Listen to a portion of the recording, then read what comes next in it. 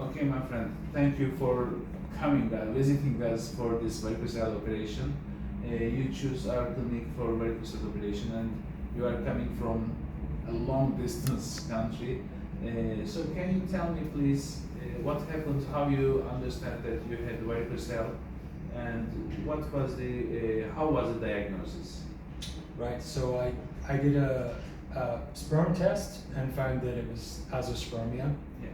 And the coach I was speaking to suggested that might be because of varicocele, so he suggested that I get checked for varicocele. Yeah.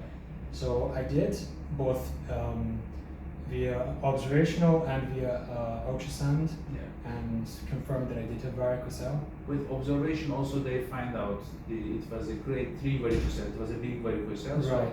they can, in the physical Feel examination, it. they can understand, feel Right. it, feel the veins. Yeah. That's right. And then, so after that, I started looking for options for doing. That is an important surgery. point, because when they have azoospermia, in the studies, it's proven that varicocele is helpful. But when someone asks me, I have azoospermia and I have varicocele, should I need operation? I look at their vessels. If the vessels are very small, 2.1 millimeter, 2 millimeter, 2.2, but they have reflux, I say them, okay, you may need this operation, but your chance of having some benefit from this operation is 10%. Right. If the veins are larger, the possibility increases.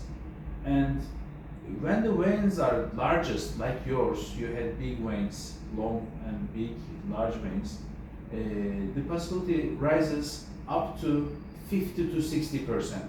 We don't have still 100% possibility of increasing the sperm quality and number, but the bigger the vein, the better the results. Yeah. And then once I had the diagnosis, I just started looking for places, options Yeah. for potentially doing the treatment. And then Why you didn't choose your own country? Basically, it seemed like there was various ways to do the surgery, and the way you're doing it is, first of all, it's the main thing that you do. Yeah. So that makes a difference, rather than someone who can do the surgery, but that's maybe 10% or 20% of the Yeah, things that you usually do. normal urologist doctor operates 2 varicocele in a month, Right. and it is really maybe 10% of their whole practice. Right. I operate, last week I operated 8 cases Right. weekly, and sometimes more, sometimes a little less, but 20 to 40 sometimes in a month. So we are really focused on this, and it of course increases it decreases the risks and increases the quality of the operation. Yeah, I just wanted someone who has a lot of experience doing the surgery. Yeah. And so that's how I found your YouTube page. And Did you have too much difficulty on traveling such things? No. And how many days you spared for Turkey for this? no, so I spared a few extra days just to do some sightseeing. So you just arrived a couple of days before the procedure, right? About 4 days before, so I had a few days of sightseeing. This is your first time in Istanbul? It is, yeah. Okay. So I'm actually here for 10 days, but I wouldn't need to be here for 10 days. It's What's just, your recommendation? How many days will be sufficient? Well, I think maybe a couple of days before the surgery, so that you have a day to arrive, and then you have a day to have a meeting here with you, and then you could do the surgery maybe the next day, and then afterwards, it probably depends on the person. I think 3 days is good. Yeah, totally 6 days, Yeah. 5-6 days will be enough.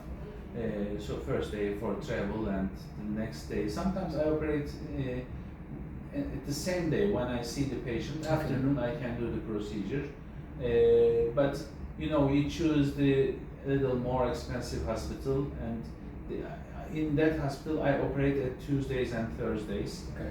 But in the future, maybe I will quit doing there, because in your operation they delay the operation a lot of time, a lot of hours, and okay, the hospital is more luxurious, let's say, but the people are also happy with the smallest hospital. Yeah.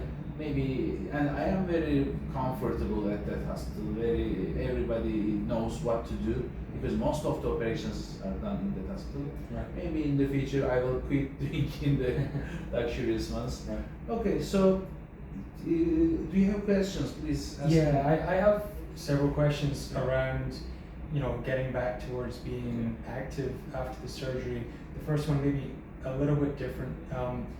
Do I need to be careful with going to a chiropractor or a massage therapist for a while after the surgery? I think a month will be enough to force your limits. They are doing some physical activities in their practice, in the massage also. Right. Massage is always more easy and handy. They can do they can pay special attention and they can do it. But for chiropractic, if you show your wounds and say them to be careful, I think no problem. But Wait at least a month. Yeah, sure. And then I know in terms of getting back into exercise, it's more weightlifting is more of a problem than doing something you suggest. Increasing the abdominal pressure is my worst enemy. Yeah. So how long should someone be waiting before they get back into exercise that involves the abdominal pressure? Yeah, actually, the best way to say this, to make a control with the Doppler again, and to see the reflex is totally over. Right. Sometimes, even the veins are totally gone.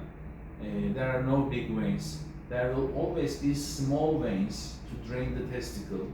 And these very small, tiny veins, sometimes 1 millimeter, they may have reflux. If they have reflux, they have the capacity to grow bigger. And in that case, I don't want exercise. Of course, there are professionals who have to do the exercise, and they are not they are increasing the risk for me, but I didn't observe any difference in their results. So you can do a Doppler ultrasonography 4 months later.